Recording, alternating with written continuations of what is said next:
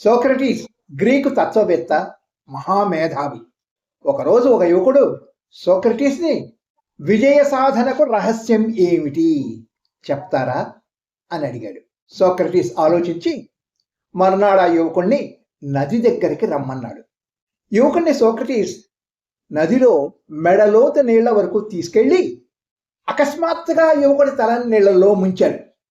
నీళ్లలో నుంచి బయటికి రావడానికి యువకుడు పోరాడుతుంటే సోక్రటీస్ తల ఎత్తనీయకుండా మరింతగా నీళ్లలోకి నొక్కి పట్టాడు.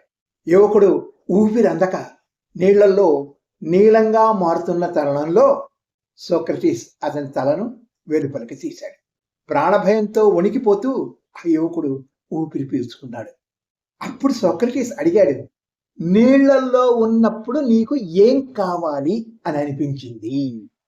గాలి గాలి అని అన్నాడు ఆ యువకుడు. అవును, అదే విజయ రహస్యం.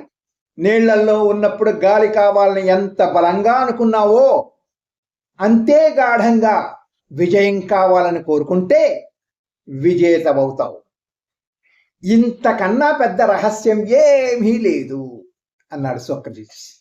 విజయం సాధించాలంటే రగిలే తపన, బర్నింగ్ డిజైర్ కావాలి. ఒక చిన్న మంట ఎలా మంచి వేడిని ఇవ్వదో బలహీనమైన కోరిక కూడా మంచి ఫలితాలను ఇవ్వదు. Good luck.